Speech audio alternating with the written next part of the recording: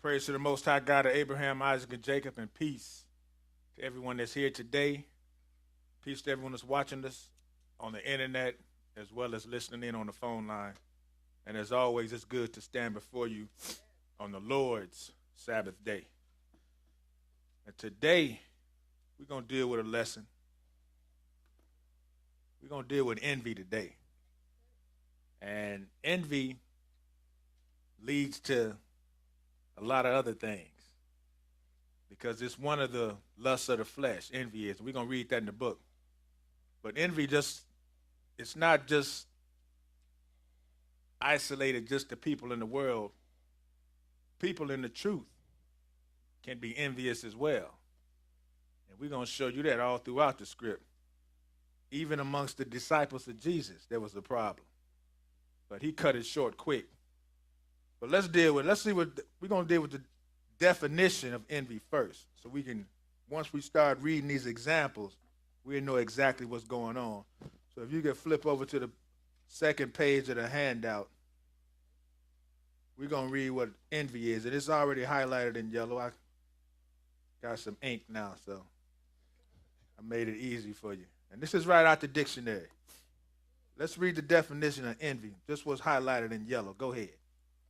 Envy, the feeling of wanting to have what someone else has. So the feeling of wanting to have what someone else has, that's envy. Modern day terms, you call it hating. But go ahead. What's the next one?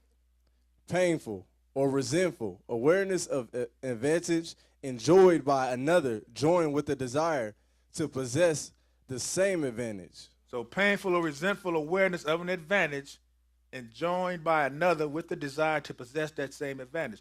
In other words, that's something like somebody being in a position that you want.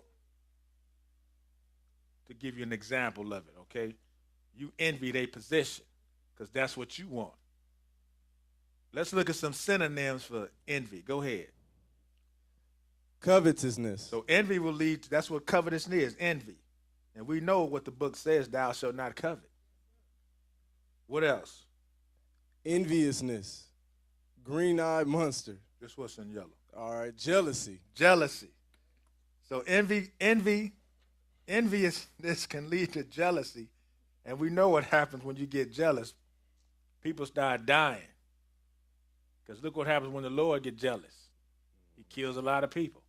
So we need to check ourselves to make sure we don't fulfill this lust of the flesh, because it's going to lead to some serious damage. Now let's get to the book, James chapter 3. Just to show you throughout the whole Bible, the Bible warns you not to be envious, because it will lead to other things. It will end up getting you cut off if you let it fester in your mind. So whatever somebody else has, hey, if the Lord blessed them with it, fine and dandy. That's on them. You just be happy with what you got. Especially as a servant of the Lord, you should be thankful that you're waking up every morning. James 3, and we're going to pick it up at verse 13. James 3 and 13. Okay, read. Who is a wise man and endued with knowledge among you? Let him show out of good conversation his works with meekness and of wisdom. So who is a wise man and endued with knowledge among you? The ones that's showing it out of his good works with meekness and wisdom, and especially within his conversation. Go ahead. But if ye have a bitter envying and strife in your hearts, glory not, and lie not against the truth. This wisdom descendeth not from above, but is earthly, sensual, devilish. So if you have bitter strife, bitter envying and strife in your hearts, glory not and lie not against the truth, because that type of wisdom is devilish and it descends not from above, but is sensual and is from the earth. Go ahead. For where envying and strife is, there is confusion in every evil work. So where there's envy and strife, it's going to be confusion. Why? Because you're fulfilling the lust of the flesh. And envy is going to lead to other things, such as jealousy and covetousness, and eventually it's going to end up getting you cut off. So let's look at an example. Number 16. Number 16. Because Moses and Aaron was in a position, and that's what the Lord put them in. But then you had these cats who was envious of that. And they wanted some of the action, but they went about it the wrong way. Numbers 16, and pick it up at verse 1. Go ahead. Now Korah, the son of Izhar, the son of Kohath, the son of Levi, and Dathan, and Abraham, and the son of Elab, and On, and the son of Peleth, sons of Reuben, took men, and they rose up before Moses with certain of children of Israel, 250 princes of assembly, famous in the congregation, men of Rion. So now these cats had their position. The Bible says they was famous in the congregation, men of renown. But they want to stand up against Moses and Aaron. Go ahead. And they gathered themselves together against Moses and against Aaron, and said unto them, Ye take too much upon you, seeing all the congregation are holy, every one of them, and the Lord is among them. Wherefore, then lift ye up yourselves above the congregation of the Lord. So he told them, look, you take too much upon yourself. We all holy. And that's true. We're a nation of priests, but somebody got to lead. Everybody can't be a leader because everybody won't agree. You only need one leader. So he said, look, you take too much upon yourself. Go ahead, verse 4. And when Moses heard it, he fell upon his face, and he spake unto Korah and unto all of this company, saying, Even tomorrow the Lord will show who are his and who is holy, and will cause him to come near unto him. Even him who hath chosen will he cause to come near unto him. This do, take your censers, Korah and all his company, and put fire therein, and put incense in them before the Lord tomorrow, and shall be that the man whom the Lord doth choose, he shall be holy. Ye take too much upon you, ye sons of Levi. So Moses flipped it on them. He said, you take too much upon yourself, because tomorrow the Lord is going to settle this. And these are people that's in the truth. There's envy amongst them. Go ahead. And Moses said unto Korah, Hear, I pray you, ye sons of Levi, seemeth it but a small thing unto you.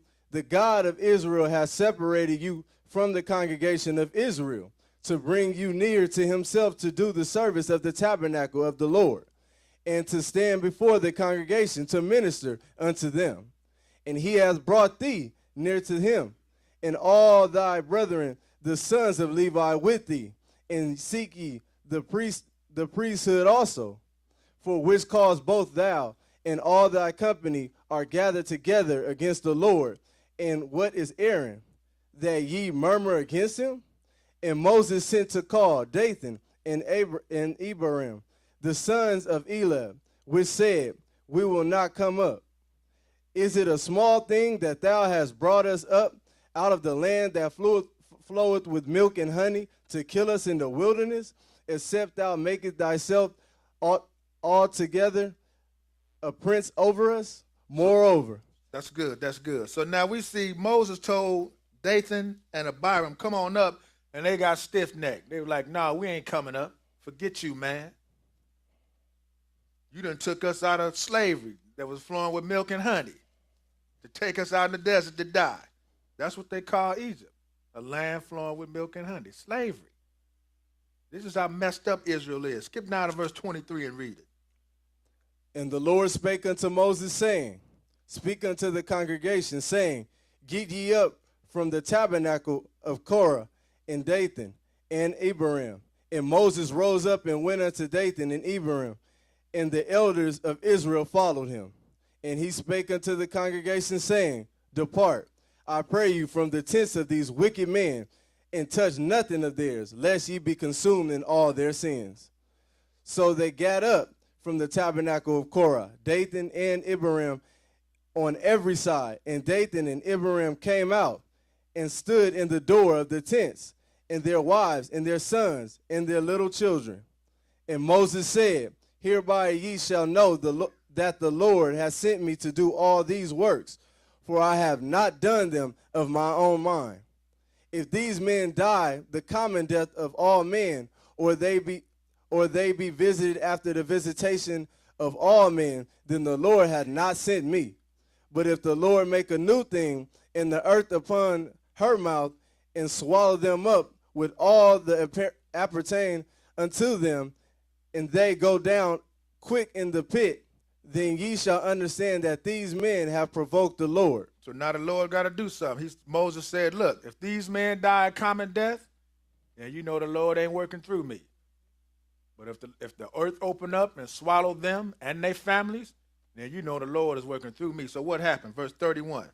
And it came to pass, as he had made an end of speaking all these words, as soon as he stopped talking, what happened? That the ground clave asunder that was under them. Just that quick. The Lord don't take the Lord long to do anything.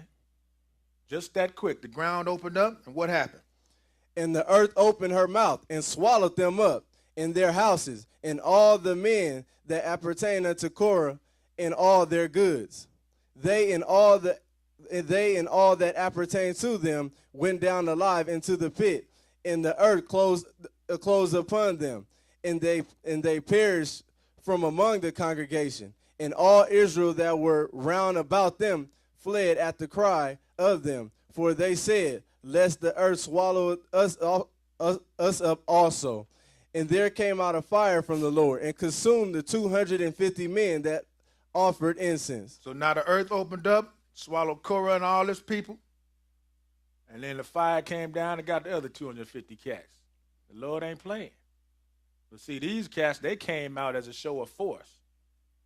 It's a lot of envying that's going on. The people ain't got to say it in front of you. They talk about you behind your back. Let's go to Psalm 106. So these cats thought they was somebody, but they wasn't nothing because they had envy. Envying against Moses and against Aaron, the servants of the Lord. You better watch who you envying, because the Lord will turn the wickedness upon your own head. So it's best to do what the title say. Be not envious, or just follow Jesus.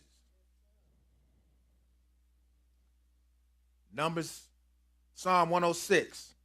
And pick it up at verse 9. Go ahead.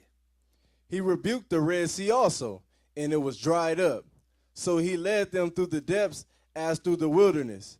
And he saved them from the hand of him that hated them, and redeemed them from the hand of the enemy. And the waters covered their enemies. There was not one of them left. So this is when he delivered Israel from the hand of Egypt. He split the Red Sea.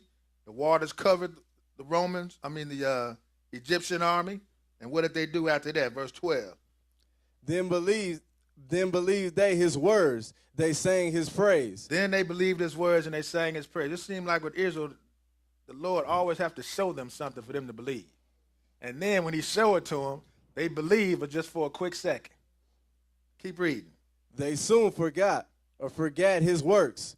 They waited not for his counsel. So they soon forgot his works. They waited not for his counsel. Go ahead. But lusted exceedingly in the wilderness, and tempted God in the desert. And he gave them their request, but sent leanness into their soul. They envy Moses also in the camp, and Aaron the saint of the Lord.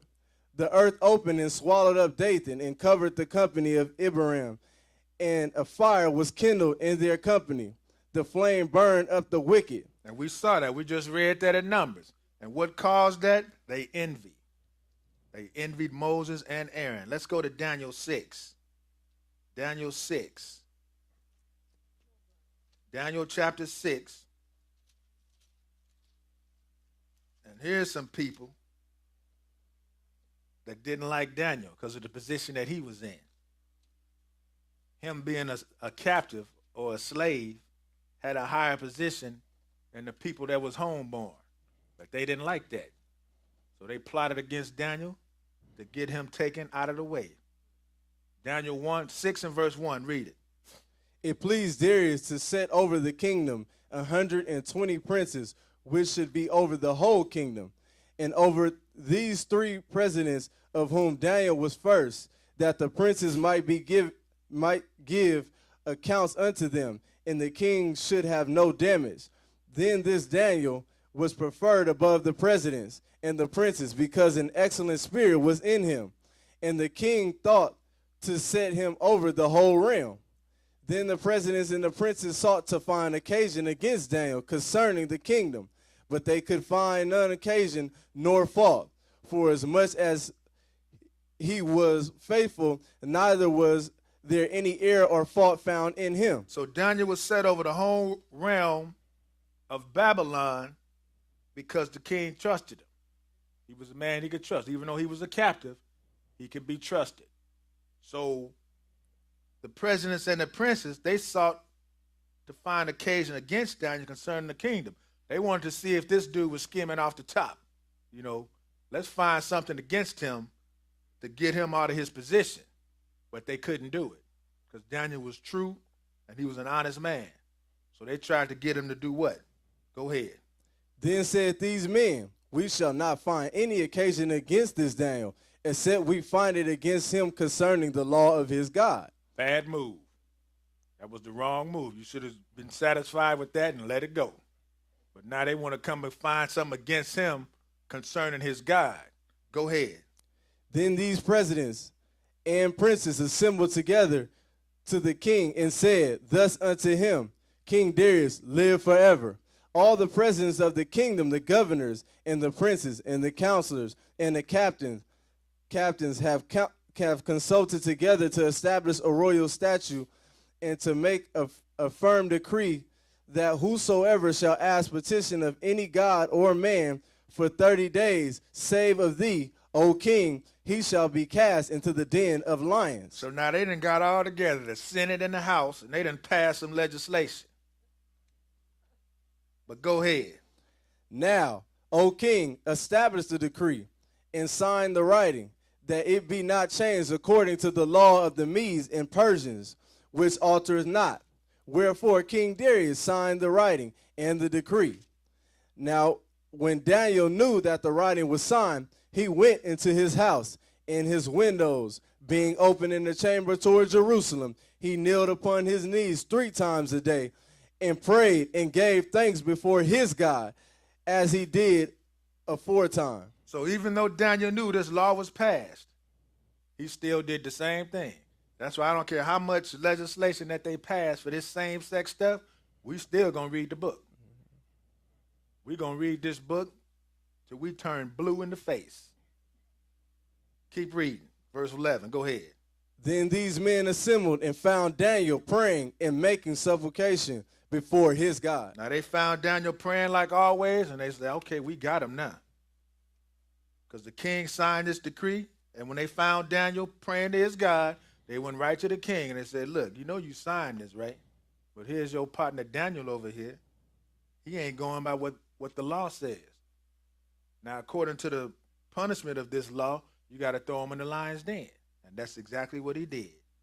But it backfired on him. Skip down to verse 23 and read it. Then was the king exceedingly glad for him, and commanded that they should take Daniel up out of the den. So Daniel was taken up out of the den, and no manner of hurt was found upon him, because he believed in his God. So Daniel was saved from the lions by the hand of the Lord. And the king commanded him to be taken out. And what else? Verse 24. And the king commanded, and they brought those men which had accused Daniel, and they cast them into the den of the lions, them, their children, and their wives. And the lions had the mastery of them, and brake all their bones in pieces, or every they came at the bottom of the den. So them lions ate good because they hadn't eaten all night, because the Lord had shut their mouth. But when he threw those cats in there, they ate them up. Fresh meat. Now these cats, they had a position. They had good jobs. 6 figures probably. Big house, 2, 3 cars. But they wasn't satisfied. They wanted Daniel's spot. Keep reading. Then King Darius wrote unto all people, nations, and languages that dwell in all the earth, peace be multiplied unto you. I make a decree that in every dominion of my kingdom men tremble and fear before the God of Daniel, for he is the living God and steadfast forever, and his kingdom that which shall not be destroyed, and his dominion shall be even unto the end. He delivereth and rescueth and he worketh signs and wonders in heaven and in earth, who hath delivered Daniel from the power of the lions. So this Daniel prospered in the reign of Darius and in the reign of Cyrus the Persian. So Daniel prospered in the reign of Darius and Cyrus. Let's go to Deuteronomy 28. Deuteronomy 28, because the Lord did something to Israel as a nation.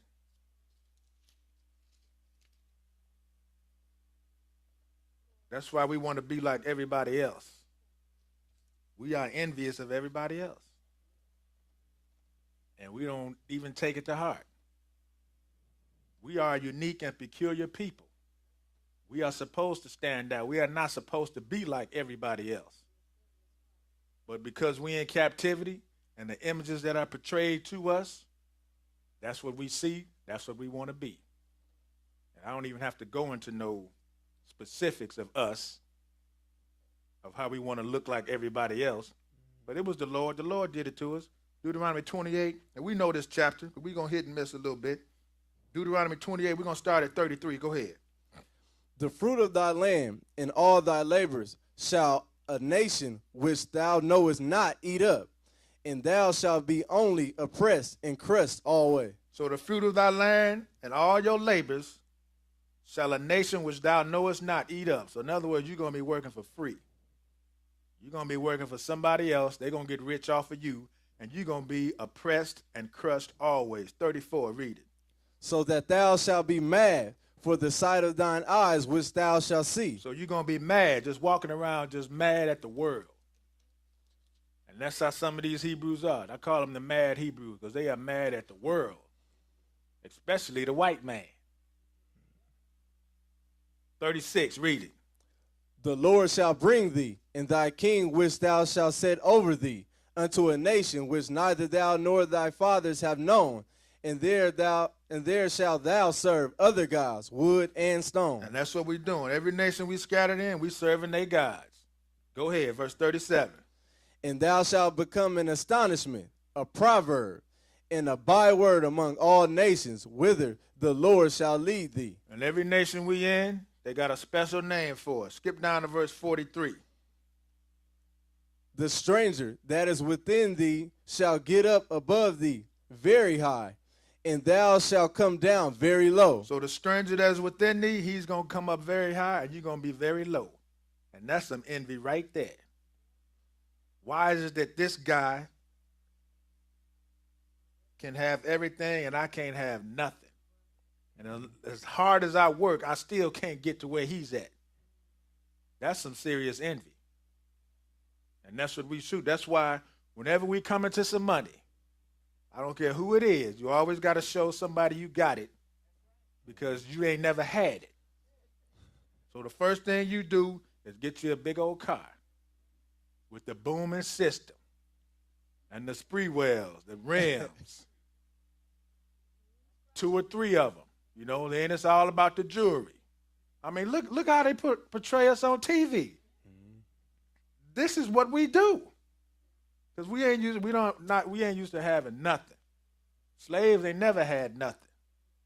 But when they do get it, you gotta let everybody else know you got it. Look what I got. Now I can get me a big house. But you can take the slave out of his condition, but you can't take the condition out of him. Because wherever he goes, he still got it. Just like in Chicago, there's this big suburb out here, they call it Country Club Hills. Nothing but sedity black folks. But see, now they shut all them projects down. They got to put them out somewhere. Country Club Hills is now just like Inglewood. It didn't take long. Everybody thought they was, the best of the black. I'm in Country Club Hills. I got me a big house. Okay. Curses follow you too. Where we at? 44. 44, read it. He shall lend to thee, and thou shalt not lend to him. He shall be the head, and thou shalt be the tail. Moreover, all these curses shall come upon thee, and shall pursue thee, and overtake thee, till thou be destroyed, because thou hearkenest not unto the voice of the Lord thy God, to keep his commandments, and his statutes, which he commanded thee. And they shall be upon thee for a sign, and for a wonder, and upon thy seed forever.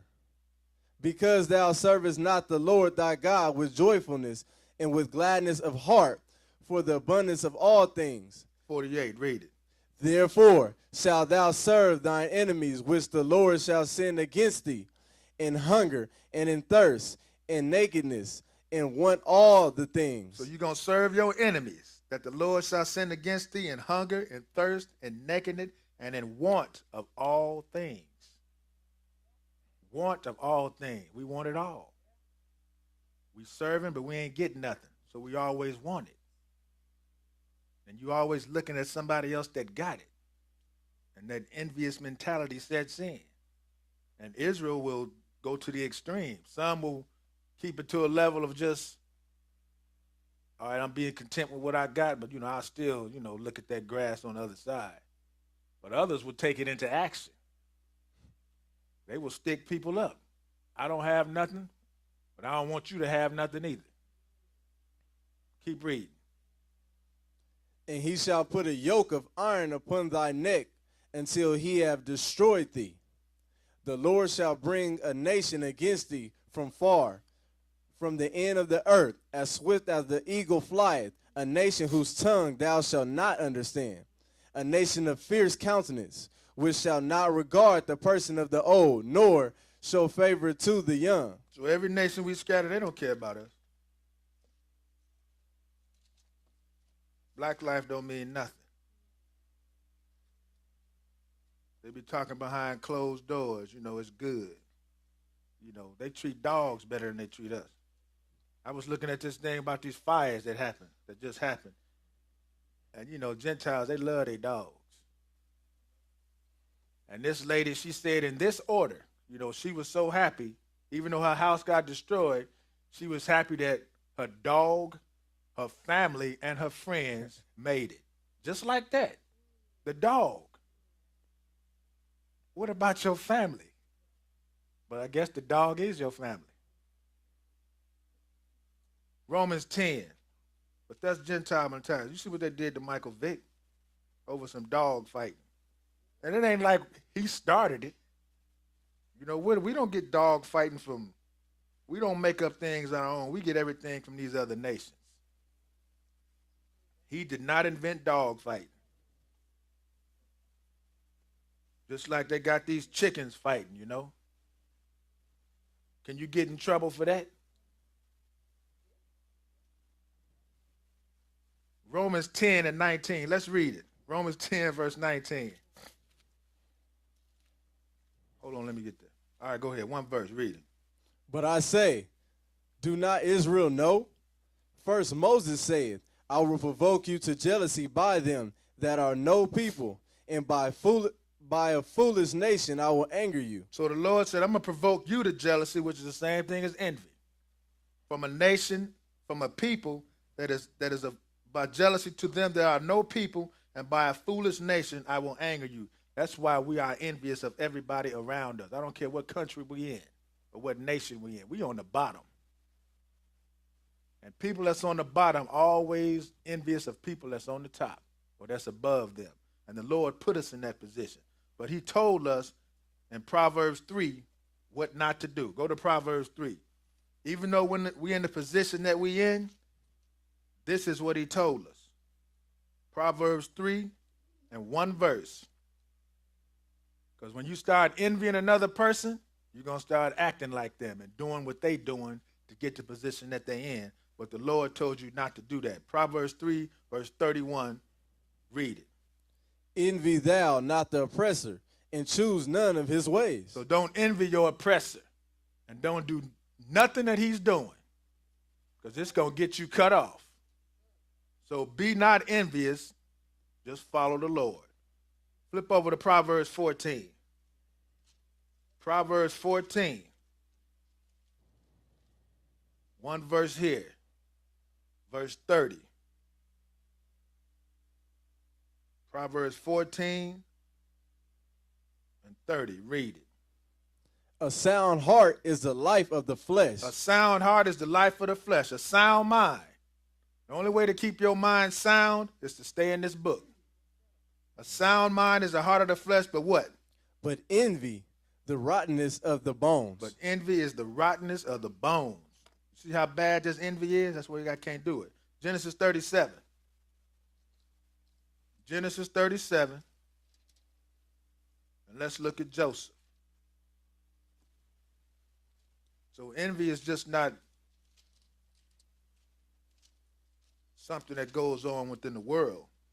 Like I said, it happens amongst people in the truth. But you better have enough understanding to check yourself. Be happy with what you got. What I say? Genesis 37? Yeah, Genesis 37, verse 1. Go ahead.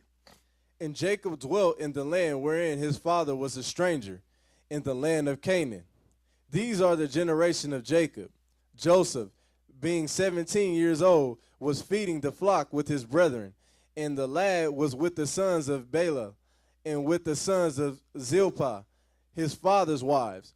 And Joseph brought unto his father their evil report. So now this is Joseph. These are the 12 tribes of Israel, right? Jacob's 12 sons, which later became the 12 tribes. Jacob loved Joseph because he was the son of his old age. He was, matter of fact, the first one born by Rachel, the woman that he worked 14 years for, that didn't give him no kids till the last two. And then she died giving birth to Benjamin. But go ahead, verse 3. Now Israel loved Joseph more than all his children, because he was the son of his old age, and he made him a coat of many colors. So he loved Joseph more than all the rest of his sons. Go ahead. And when his brethren saw that their father loved him more than all his brethren, they hated him and could not speak peaceably unto him. So that's sibling favoritism.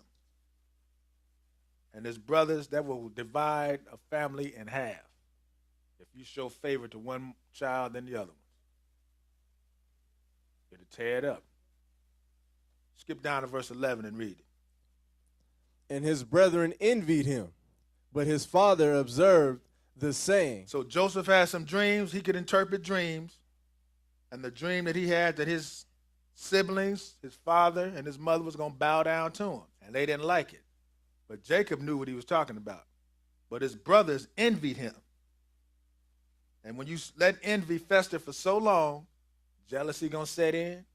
And when jealousy sets in, people start dying. And that's exactly what happened. Keep reading. And his brethren went to feed their father's flock in Shechem. And Israel said unto Joseph, Do not thy brethren feed thy flock in Shechem? Come, and I will send thee unto them. And he said to him, Here am I. And he said to him, Go, I pray thee, see whether it be well with thy brethren and well with the flocks, and bring me word again. So he sent him out of the vale of Hebron, and he came to Shechem. So Jacob sent Joseph out there. I guess that was his, his eyes in the field, Joseph, because he was a snitch. He told his Joseph, look, go see what your brothers are doing and come back and tell me. Skip down to verse 19 and read it. So he went, and what did they say? Go ahead. And they said one to another, Behold, this dreamer cometh. Come now, therefore, and let us slay him, and cast him into some pit, and we will say, Some evil beast hath devoured him, and we shall see what will become of his dream. So now they said, here come this dreamer of dreams. Let's cast him in a pit. So that jealousy set in, and they wanted to get rid of Joseph. And that's exactly what they did. Let's go to Acts chapter 7. Acts 7. So you got to watch that enviness. Keep it in check. Check it right out of your head. Because if you don't, you can see the results of it. And these are regular human being folk just like we are. They was living, breathing humans. They had minds and everything else, but they still had envy. And these are people, they was in the truth. So don't think just because you're in the truth, everything's hunky-dory. You're going to have problems. You got to check your mind. Acts 7, verse 9, read it. And the patriarchs moved with envy sold Joseph into Egypt, but God was with him and delivered him out of all his afflictions and gave him favor and wisdom in the sight of Pharaoh, king of Egypt. And he made him a governor over Egypt and all his house. So you see what happens when people who are not in the truth are envious of servants of God. You see what happens to them. They end up getting killed. But people that's in the truth, remember, God is with you. So if somebody is envious of you and you in this truth, both of y'all in the truth, and one of them got envy, don't worry about it. The Lord is going to deal with them. And one way or another, he's going to get them. And that's the last thing we should be worried about is envy up in here. But if it's in the book, it's going to happen. So don't think it's nothing new. Just because you're in the truth, you escape the wiles of the world. No, you bring some of that baggage right up in here. And it's evident, we can see it. Go to 1 Samuel 18. 1 Samuel 18. And pick it up at verse 1. 1 Samuel 18 and 1. Okay, read. And it came to pass, when he had made an end of speaking unto Saul, that the soul of Jonathan was knit with the soul of David, and Jonathan loved him as his own soul. And Saul took him that day, and would let him go no more home to his father's house. Then Jonathan and David made a covenant, because he loved him as his own soul. And Jonathan stripped himself of the robe that was upon him, and gave it to David, and his garments, even to his sword, and to his bow, and to his girdle. And David went out whithersoever Saul sent him, and behaved himself wisely. And Saul set him over the men of war, and he was accepted in the sight of all the people, and also in the sight of Saul's servants. And it came to pass, as they came, when David was returned from the slaughter of the Philistines, that the woman came out of all the cities of Israel singing and dancing to meet King Saul with the tabrets, with joy, and with instruments of music. And the women answered one another as they played, and said, Saul has slain his thousands, and David his 10,000s. And Saul was very wroth, and the saying displeased him. And he said, They have ascribed unto David 10,000s, and to me they have ascribed but thousands. And what can he have but more the kingdom? So now here's Saul. Now he's the king. And here's David, some little shepherd boy. But David has the favor, he got favor of the people. And Saul don't like it. He getting mad at him now because he's looking at him. And he's looking at him hard. Go ahead, verse 9. And Saul eyed David from that day and forward. So he didn't take his eyes off of him. Matter of fact, he wanted him moved into his house so he could keep an eye on him. But go ahead, verse 10. Let's see what happened. And it came to pass on the morrow that the evil spirit from God came upon Saul, and he had prophesied in the midst of the house, and David played with his hand as the other times, and there was a javelin in Saul's hand. So it came to pass that the evil spirit from God came upon Saul, so that envy had festered so much. So like I said, jealousy sets in. And when jealousy sets in, people start dying. So now here, Saul got that evil spirit on him, and he's sitting there with his javelin in his hand, and David is playing that harp like he did before times. But this time, Saul is sitting up there with that javelin. David knew what was going on. But it's kind of, it's real scary if you playing music for somebody, and you know they just evil. Just evil. It's like somebody sitting there with the gun on the table, just looking at you. You don't know if they're going to shoot you or not. But something happened with Saul. Go ahead, verse 11. And Saul cast a javelin, for he said, I will smite David, even to the wall with it. And David avoided out of his presence twice. And Saul was afraid, because the Lord was with him, and was departed from Saul. So Saul wanted to kill David, but the thing about David, he behaved himself. That's one thing you have to do as a servant of God. If you know somebody is hating on you, just keep doing what you're doing. The Lord will return their wickedness upon their own head. I don't care if your parents talk about you. Believe me, if they're talking about you, they are envious of you. I'm telling you. Because they know you are standing strong for what you believe in, and they can't prove anything that they're doing. So the only thing they can do is try to disprove what you're doing, but they can't do it. You standing strong, and they hate it. They are hating on you. I guarantee you they are. Because they're talking about you. Why talk about somebody else if you just want to, when you talk about somebody, when you belittle somebody else, you want to put yourself up there. Mm-hmm. And that's what envy will do. You will hold court on somebody and they ain't even there. Like they do every Christmas when you don't show up. They talk about you. You ain't there, and you the topic of the conversation. I thought it's supposed to be about peace on earth, goodwill towards men, but you talking about the one that ain't there, like they got a tail. Where we at? Romans 1 and 28. We at Romans 1? Okay, go to Romans 1. We're going to read 2 verses.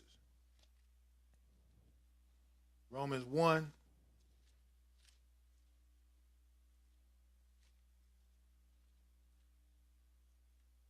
Because if you don't know it, just in case you don't know it, envious is one quality of a reprobate mind. Romans 1, verse 28, read it.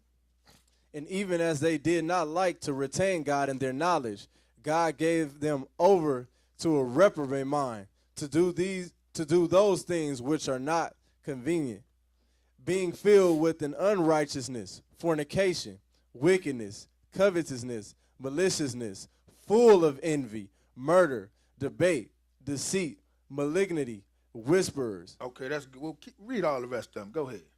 Backbiters, haters of God, despiteful, proud, boasters, inventors of evil things, disobedient to parents. Okay, that's good. So all these things are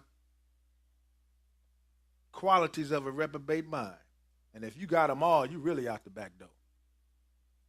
But full of envy, that's part of having a reprobate mind.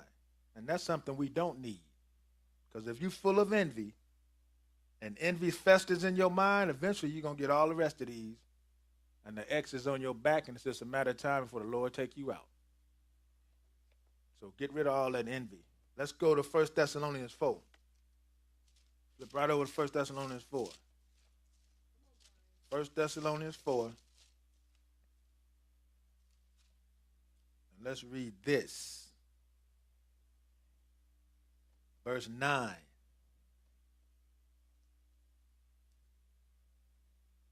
Go ahead.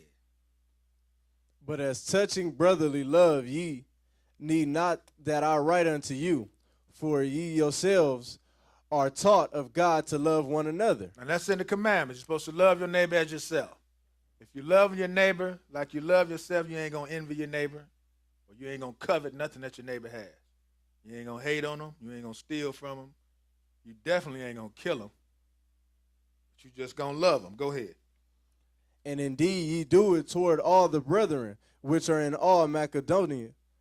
But we beseech you, brethren, that ye increase more and more, and that ye study to be quiet and to do your own business, as to work with your own hands, as we commanded you. So if you love your neighbor, you're going to study to be quiet, and what you're going to do, you're going to mind your own business.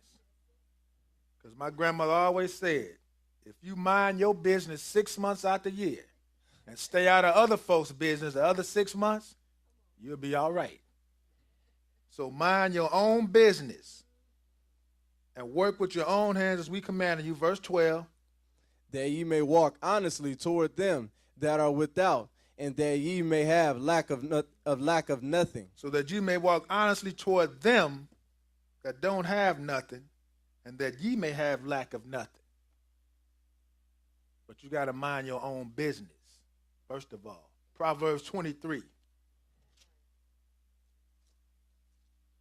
So if you minding your own business, I guarantee you ain't got time for envy. Envy won't even have a place in your mind because you taking care of your own business. Proverbs 23, One verse, verse 17. Read it.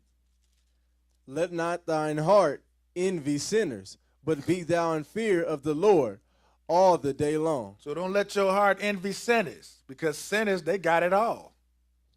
And that's what we want. We want it all too. So don't envy no sinner. The Bible tells you that. Don't envy no sinner, but do what?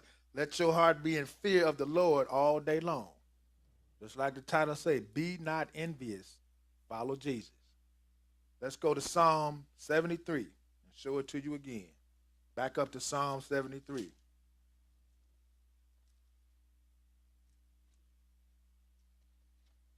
I was going to do Psalm 37, but he read it.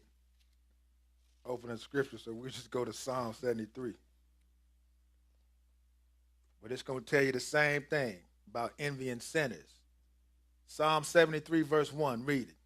Truly God is good to Israel, even to such as are of a clean heart. But as for me, my feet were almost gone. My steps had well nigh slipped. And why is that? Go ahead. For I was envious at the foolish when I saw the prosperity of the wicked. So why were your feet almost gone? And your steps and you slipping and sliding because you was envious of the wicked. You looking at this wicked person because wicked people, they got it all. They have it all. And we keeping the law and we suffering like crazy.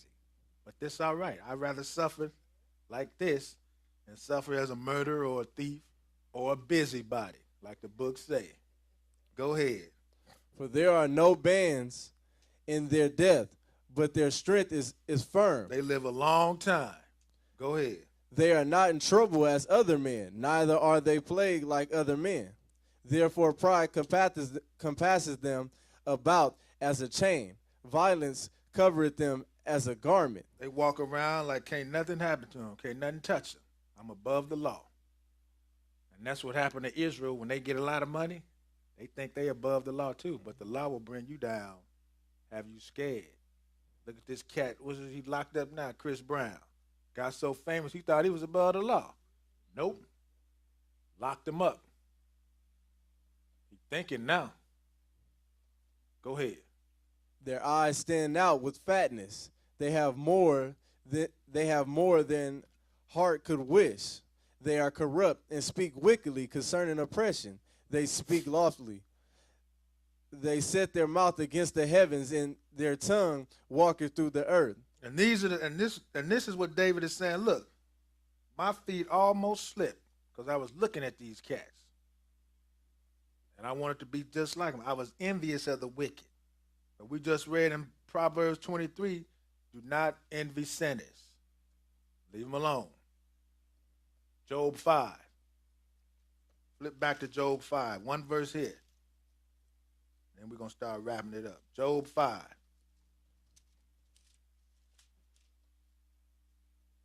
One verse. Verse 2.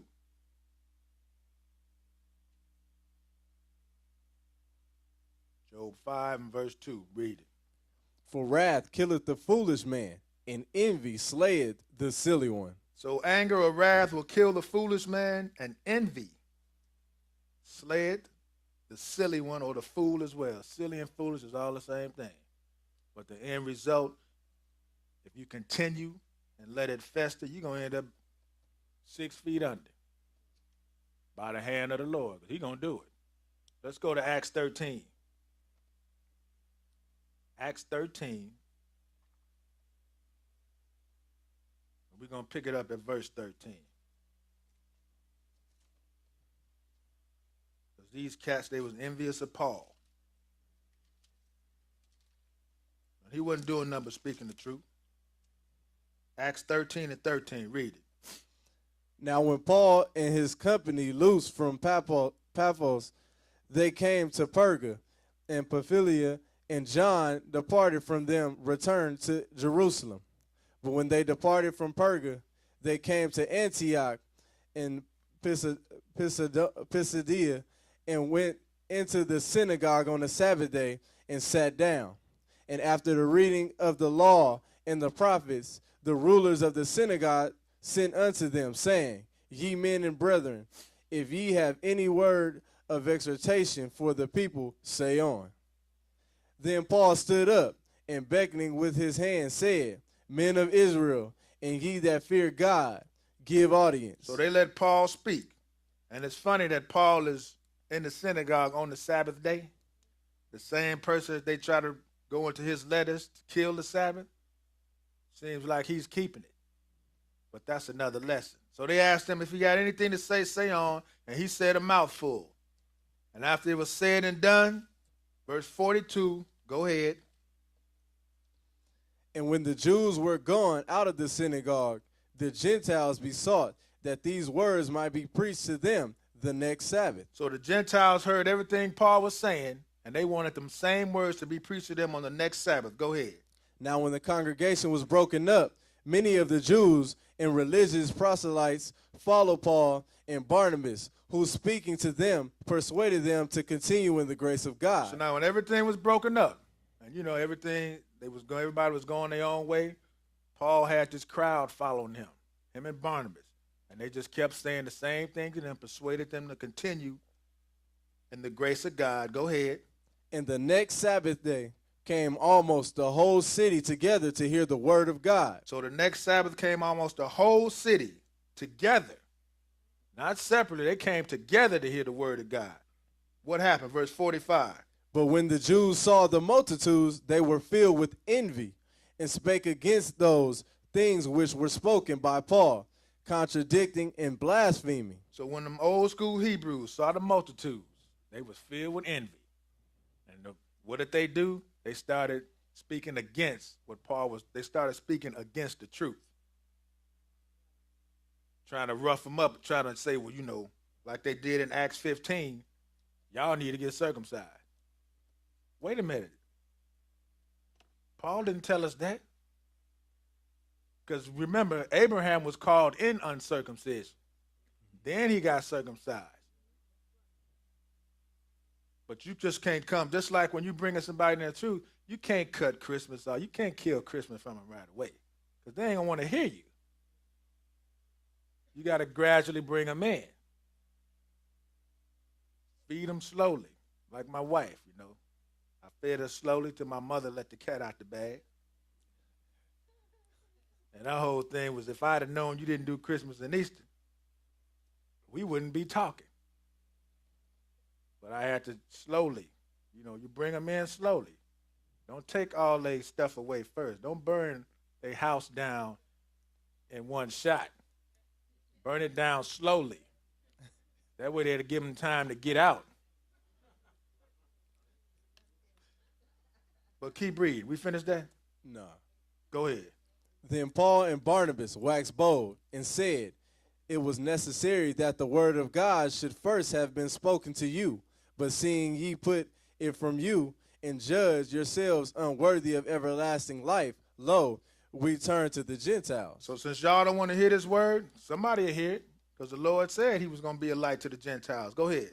For so hath the Lord commanded us, saying, I have set thee to be a light of the Gentiles, that thou shouldest be for salvation unto the ends of the earth. And when the Gentiles heard this, they were glad and glorified the word of the Lord. And as many as were ordained to the eternal life believed. And the word of the Lord was published throughout all the region. But the Jews stirred up the devout and honorable women and the chief men of the city, and raised persecution against Paul and Barnabas, and expelled them out of their coast. So Paul and them was reaching the common folk. So what did them old school Hebrews do? They went to the politicians, the honorable women and the chief men of the city, raised persecution against Paul and Barnabas, and what did happen? They kicked them out. Kicked them out the city. Y'all got to go. Because now they got the powers that be on their side. Go ahead.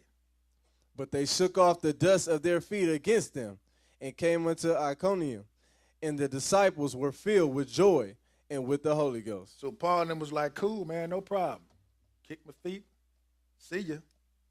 Go to Matthew 27. Matthew 27, huh? Acts 17, I'm sorry. Flip right over to Acts 17, because here's another incident. In another city, with some same old school Hebrews, messing with Paul. Acts 17, verse 1. Read it.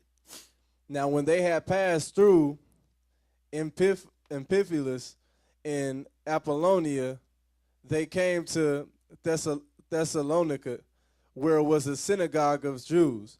And Paul, as his manner was, went unto them, and 3 Sabbath days reasoned with them, reasoned with them out of the scriptures. So here's Paul again, as his manner was, going into the synagogue on the Sabbath day, just like Jesus. That was Jesus' custom, going to the synagogue on the Sabbath day. Keep reading.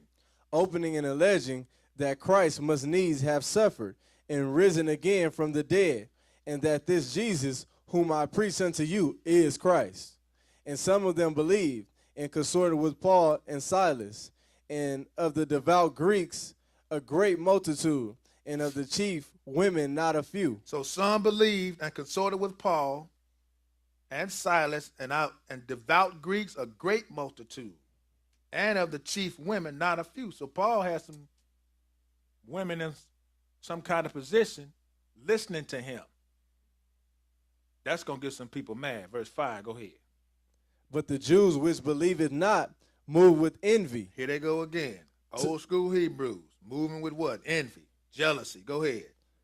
Took unto them certain lewd follows of the bastard sort. So now these dudes, they went to the extreme now. They got some gangsters on their side. They got some gangsters on their side and say lewd fellows of the baser sort. Go ahead. And gathered a company and set all the city on an uproar and assaulted the house of Jason and sought to bring them out to the people. So now they're going on some serious lynch mob right here. Go ahead. And when they found them not, they drew Jason and certain brethren unto the rulers of the city, crying, These that have turned the world upside down are come hither also. Now they done turned the whole world up. They done went to the extreme. Turned the whole world upside down. Go ahead. Who Jason have received, and these all do contrary to the decree of Caesar, saying that there is another king, one Jesus. They troubled the people and the rulers of the city when they heard these things. And when they had taken security of Jason and of the other, they let them go. And the brethren immediately sent away Paul and Silas by night unto Berea, who coming thither went into the synagogue of the Jews. So they had Paul and Silas had to escape by night because they wasn't at Jason's house. But they took Jason because he was guilty by association. You hanging around with these dudes, you probably think like them. So they got them gangsters. Well, y'all know the story, how gangsters work. Go to Matthew 27. So Paul and them had to escape, but that didn't stop them from teaching the truth. And you can read all throughout Acts. Everywhere they went, people was mad at them because they was doing what? Just speaking the truth. That's all it is. And doing that, people will get mad. They'll talk about you. And we can read in the latter days, they're going to kill you. So be ready for that if you happen to be living around that time. Because they're going to cut your head off for speaking what thus saith the Lord. Matthew 27. Look what they did to Jesus. Matthew 27, verse 11. Read it. And Jesus stood before the governor, and the governor asked him, saying, Art thou the king of the Jews? And Jesus said unto him, Thou sayest. And when he was accused of the chief priests and elders, he answered nothing. Then said Pilate unto him, Hearest thou not how many things they witness against thee? And he answered him to never a word, insomuch that the governor marveled greatly. Now at that feast the governor was wont to release unto the people a prisoner whom they would. And they had then a notable prisoner called Barabbas. Therefore, when they were gathered together, Pilate said unto them, Whom will ye that I release unto you? Barabbas or Jesus, who is called Christ? For he knew that for envy they had delivered him. For what? For envy. The chief priests, these are the religious leaders. Why? Because Jesus had a bigger following than they did. Multitudes followed Jesus because he was doing good works. But what were the chief priests doing? They was just walking around in the garb, as somebody they could point out to say, hey, this guy, he a big-time religious guy. Just like today. Big car, big house, nice suit. He must be a preacher. It don't matter. The dog collar don't identify the preacher no more. That's the Catholic Church. But what about these Israelite preachers? They got to look good. They got to drive the nicest cars. They got to be a preacher. But that's what the chief priests were back then. They were just for show. They was telling people to keep the law, but they wasn't keeping it. Jesus told you that. He said, do what they say. Don't do like they do. Because they was all for show. We finished that? No. Keep reading. When he was set down on the judgment seat, his wife sent unto him, saying, have thou nothing to do with the just man? For I have suffered many things this day in a dream because of him. But the chief priests and the elders persuaded the multitude that they should ask Barabbas and destroy Jesus. So the chief priests and the elders, it was the religious leaders that killed Jesus. The religious leaders, they killed him. I'm going to throw this in Genesis 30 because we've been reading about all these fellas hating on everybody. But women, they can hate too. Genesis 30, we're going to read one verse, verse 1. Genesis 30, verse 1.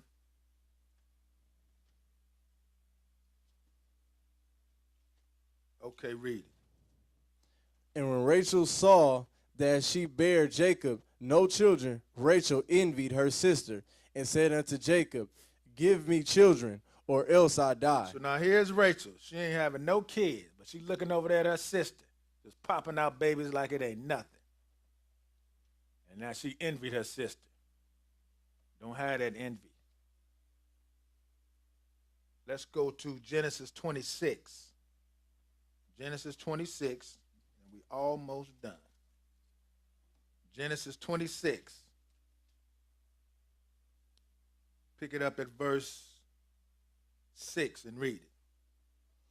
And Isaac dwelt in Gerar, and the men of the place asked him of his wife, and he said, she is my sister. For he feared to say, she is my wife, lest, said he, that the men of the place should kill me for Rebekah, because she was fair to look upon. So he did the same thing Abraham did, his daddy.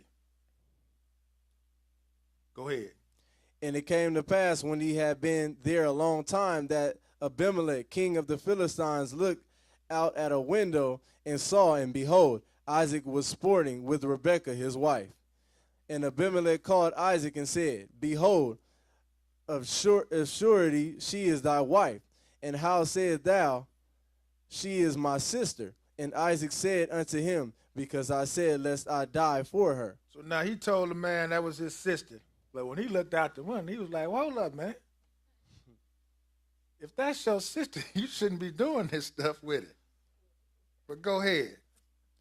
And Abimelech called Isaac and said, behold. And Abimelech said, what is this thou hast done unto us? One of the people might lightly have lying with thy wife, and thou shouldst have brought guiltiness upon us. So even amongst the Philistines, they knew not to lay with somebody's wife. Thou shalt not commit adultery. It wasn't written in stone, but it was already written right here.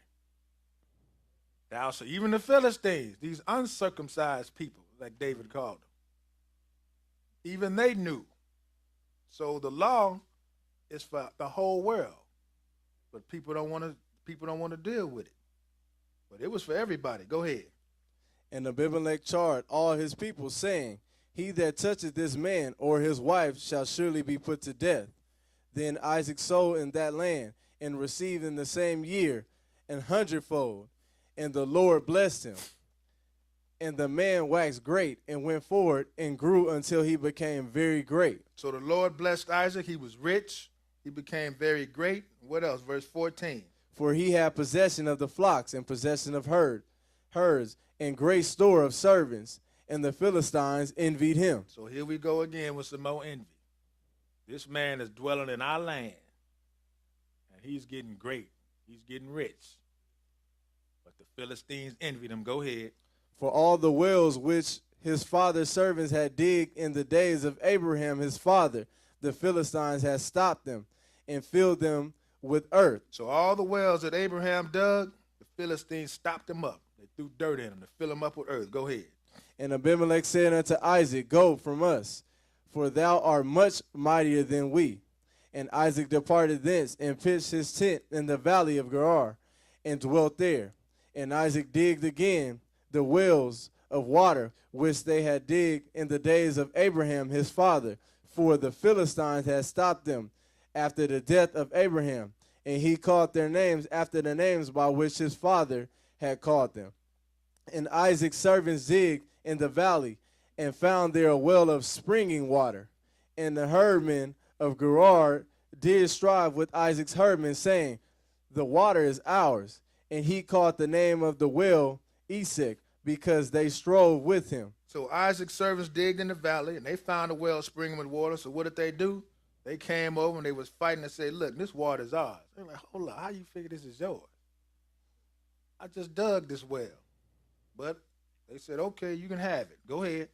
And they digged another well and strove for that also. And he called the name of it Sitnah. So every well that he was digging, they would come there and take it.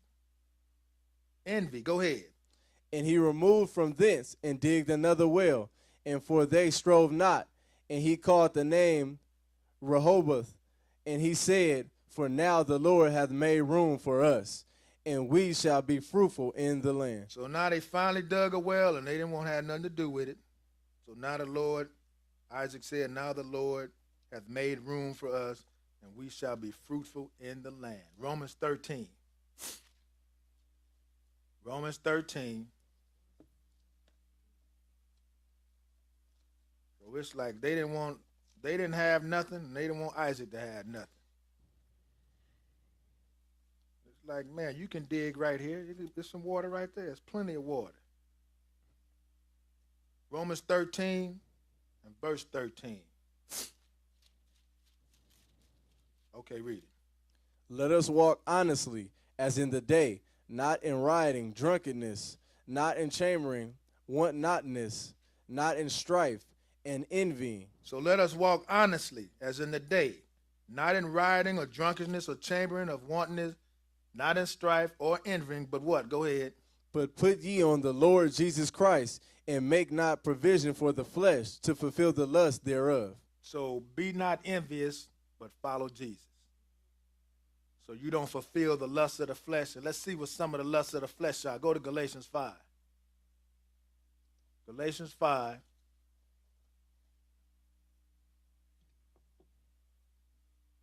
Flip right over to Galatians 5.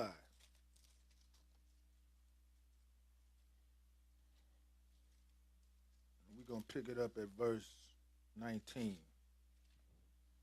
5 and 19. Go ahead. Now the works of the flesh are manifest, which are these. Now these are the works of the flesh. Go ahead. Adultery. Adultery. Go ahead. Fornication. Fornication. Uncleanliness. Lasciviousness. Idolatry. Witchcraft. Hatred. Variance. Emulations. Wrath. Strife. Seditions. Hearsays. Envyings. Murders. Drunkenness. Revelings. And such like.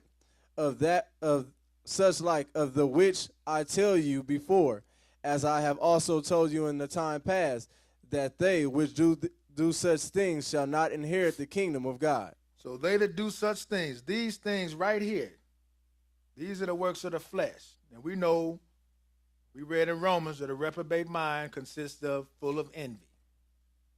And you know if you got the reprobate mind, you ain't getting into the kingdom, because the Lord going to kill you right in your sins. Skip down to verse 26 and read it. Go ahead. Let us not be desirous of vainglory, provoking one another, envying one another. So if you walk in the Spirit, you ain't going to have these problems. If you walking in this word, this stuff will not apply to you. That's why it says, let us not be desirous of vainglory, provoking one another, envying one another. If you're in the truth, you don't need to be envying one another. Leave that mess out there for the world. Don't bring the baggage up in here. 1 Kings 21. Let's look at Ahab. Because he wanted this guy's vineyard, envying. 1 Kings 21. We're going to start at verse 1.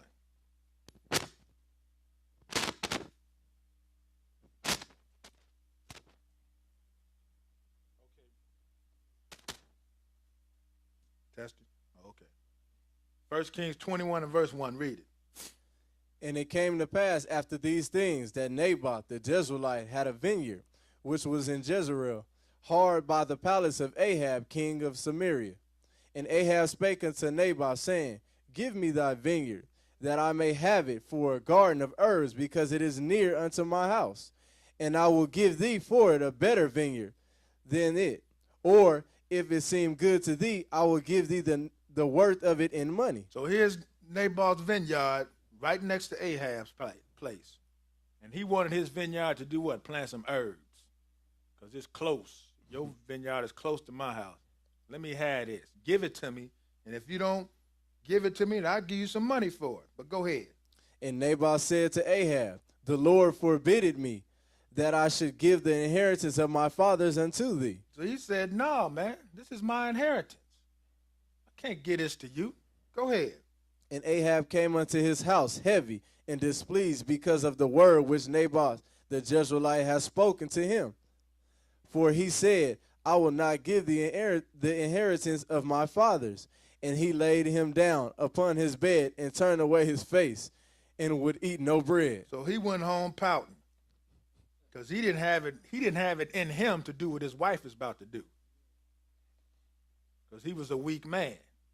But the man told him, look, this is my inheritance. You can't have this. So he went home crying. But what did his wife do? Verse 5.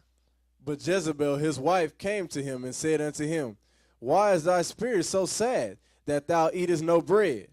And he said unto her, Because I have spake unto Naboth the Jezreelite. And he said unto him, and said unto him, Give me thy vineyard for money, or else, if it please thee, I will give thee another vineyard for it. And he answered, I will not give thee my vineyard. And Jezebel his wife said unto him, Dost thou not govern the kingdom of Israel? Arise and eat bread, and let thine heart be merry. I will give thee the vineyard of Naboth the Jezreelite. So his wife going to handle this business because he's weak. He took his envy and went home and starved himself and left it alone. But his wife is wicked, so she's going to take care of the business at hand. Go ahead. So she wrote letters in Ahab's name and sealed them with his seal and sent the letters unto the elders, to the nobles that were in his city dwelling with Naboth. And she wrote in the letter, saying, Proclaim a fast and set Naboth on high among the people. So now we're going to do a fast to kill this man. Isaiah 58 will let you know you can't be fasting for the wrong reason. Mm-hmm. And they're going to proclaim a fast because we about to kill this guy, an innocent man. Go ahead. And set 2 men, sons of Belial, before him to bear witness against him, saying, Thou didst blaspheme God and the king, and then carry him out and stone him that he may die. And the men of his city, even the elders and the nobles who were in the inhabitants in his city, did as Jezebel has sent unto them, and as it is written in the letters which she has sent unto them. They proclaimed the fast and set Naboth on high among the people. And there came in 2 men, children of Belial, and sat before him. And the men of Belial witnessed against him, even against Naboth, in the presence. Go ahead. In the presence of the people, saying, Naboth did blaspheme God and the king, then carried him forth out of the city and stoned him with the stones that he died. Then they sent to Jezebel, saying, Naboth is stoned and is dead. And it came to pass when Jezebel heard that Naboth was stoned and was dead, that Jezebel said to Ahab, Arise, take possession of the vineyard of Naboth the Jezreelite, which he refused to give thee for money, for Naboth is not alive, but dead. So now his vineyard is up for grabs now. Because now that he's dead, property's up for sale now. And if the dead man can't sell it, I'm just going to take it. But he was a weak man. You know, if he'd have just left it alone, it would have been cool. But his wife took matters in her own hands and ended up getting Ahab cut off. Go ahead. And it came to pass when Ahab heard that Naboth was dead, that Ahab rose up to go down to the vineyard of Naboth the Jezreelite to take possession of it. So he went down there, took possession of it. And you can read the rest on your own.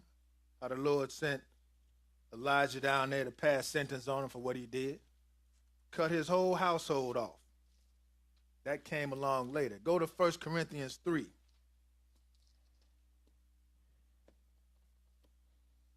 So weak people can envy, and it'll just dissipate because they ain't strong enough to act up on it.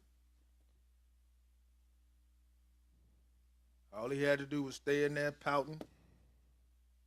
But when his wife came in talking crazy, he said, "No, baby, that's all right, that's all right." But nah, she was stronger than him. She had the man killed. And it cost Ahab. That's why the Lord pronounced sentence on him, because he was the head of the house. He should have cut it right then and there. 1 Corinthians 3, verse 1, read it. And I, brethren, could not speak unto you as unto spiritual, but as unto carnal, even as unto babes in Christ. I have fed you with milk, and not with meat. For hitherto ye are not able to bear it, neither yet now are ye able. And that's how we all start off. We start off with milk. We get in this word, Similac. The longer you stay in it, the more you eat, till finally you get to the, prime rib. Some get to it faster than others, but however long it takes.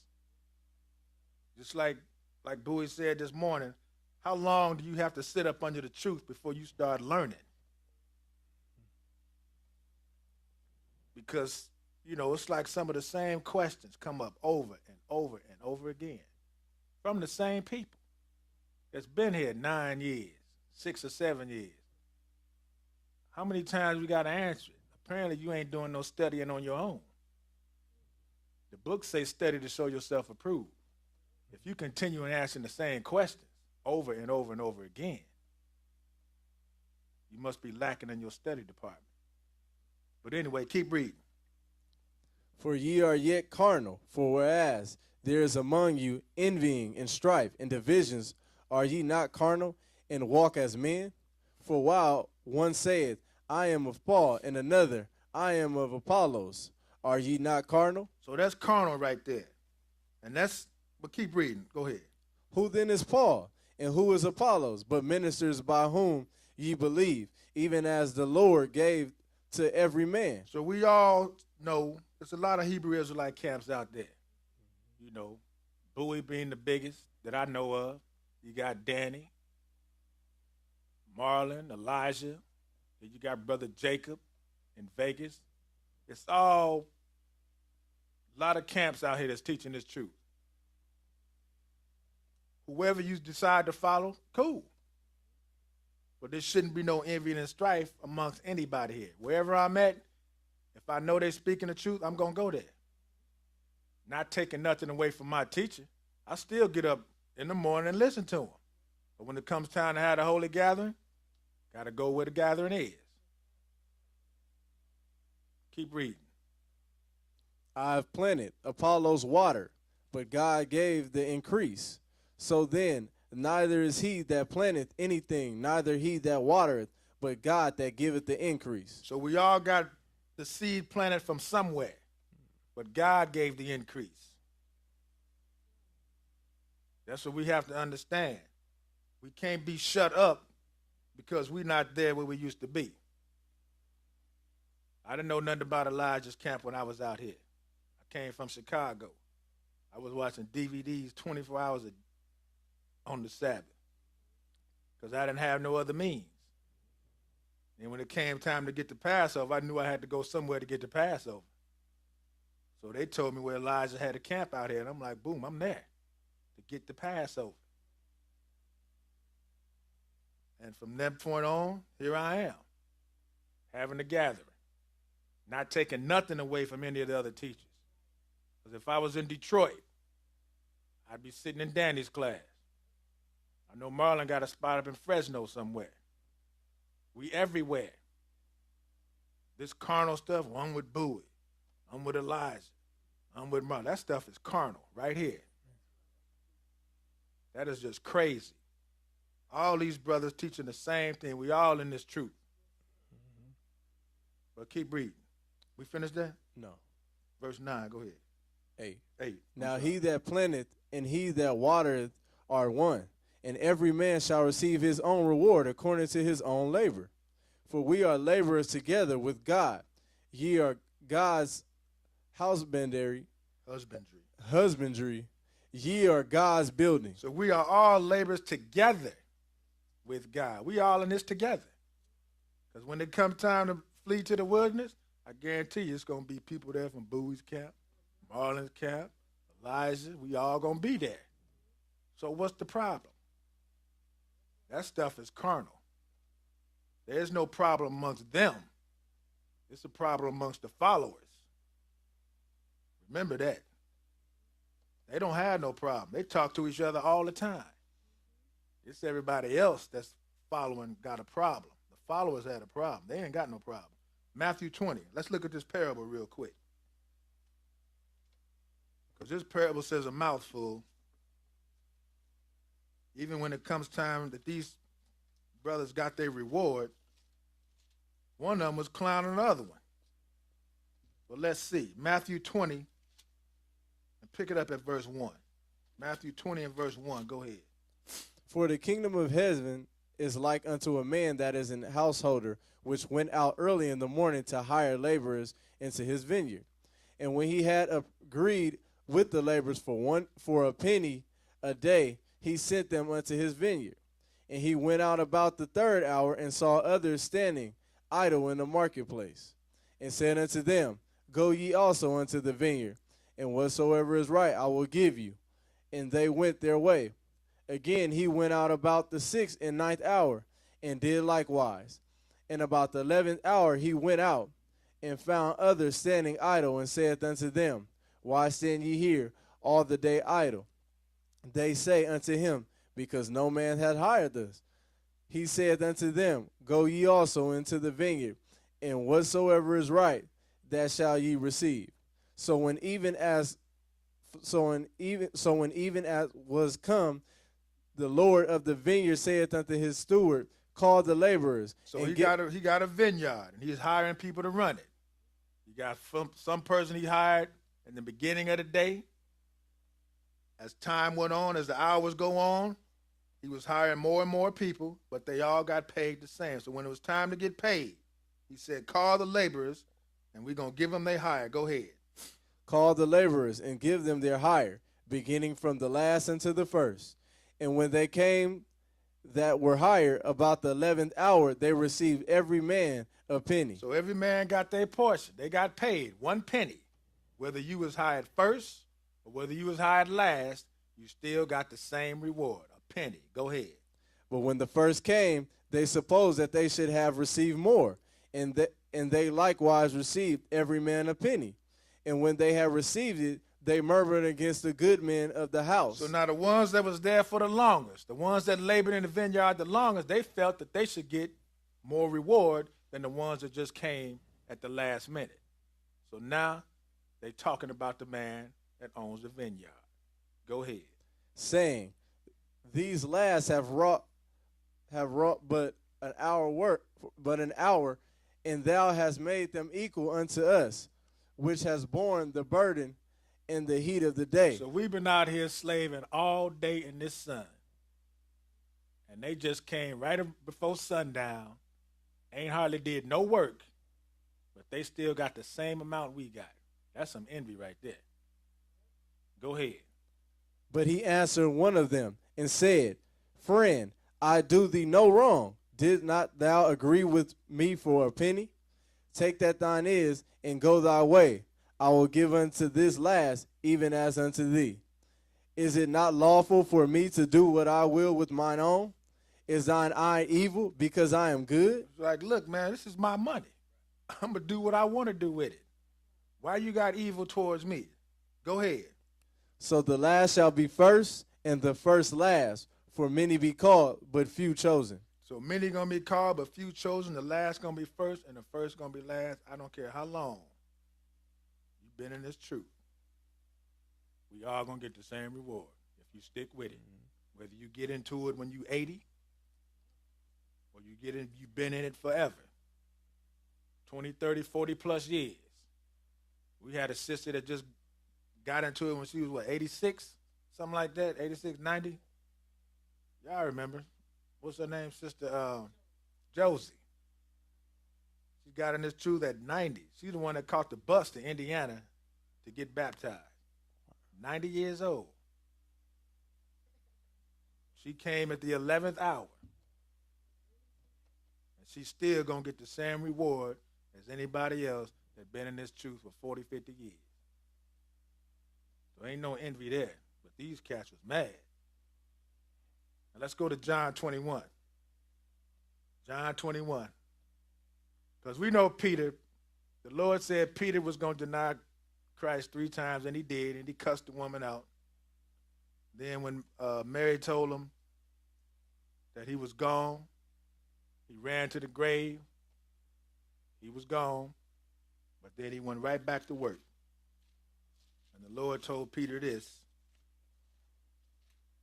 We're going to read this whole chapter because we got time. John 21, verse 1, read it. After these things, Jesus showed himself again to the disciples at the Sea of Tiberias. And on those wise showed he himself. They were together, Simon Peter and Thomas, called Didymus, and Nathanael of Canaan, Galilee, and the sons of Zebedee, and 2 other of his disciples. So now they on the Sea of Tiberias, they fishing. They went back to work. Okay, go ahead. Simon Peter said unto them, I go a-fishing. They say unto him, we also go with thee. Now you know this is Israel talking like this. I go a-fishing. Go ahead. They went forth and entered into a ship immediately, and that night they caught nothing. But when the morning was now come, Jesus stood on the shore, but the disciples knew not that it was Jesus. So now Jesus was on the shore in the morning, but they didn't know it was him. Because, he disguised himself, or he blinded them to the point they didn't know it was him. But go ahead. Then Jesus saith unto them, Children, have ye any meat? They answered him, No. And he said unto them, Cast the net on the right side of the ship, and ye shall find. They cast therefore. Now they were not able to draw it for the multitude of the fishes. So they didn't catch nothing all night, but when Jesus told them to cast their net, they caught so much fish that the net was about to bust. Go ahead. Therefore, that disciple whom Jesus loved said unto Peter, It is the Lord. So now the disciple whom Jesus loved, that was John. And John said to Peter, Look, it's the Lord. Go ahead. Now when Simon Peter heard that it was the Lord, he girt his fisher's coat unto him, for he was naked, and did cast himself into the sea.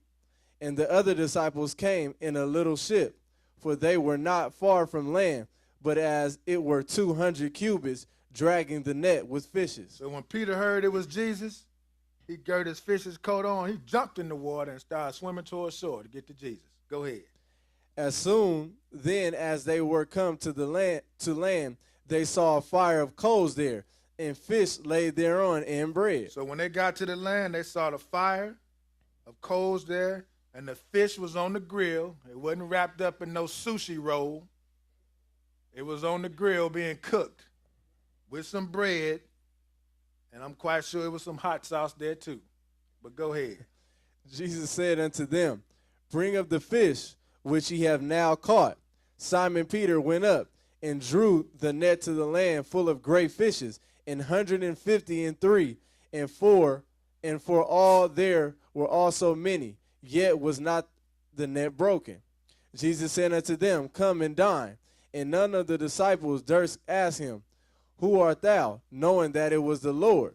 Jesus then cometh and taketh bread and giveth them, and fish likewise. This is now the third time that Jesus showed himself to his disciples after that he was risen from the dead. So now this is the third time he appeared to his disciples after he had risen from the dead.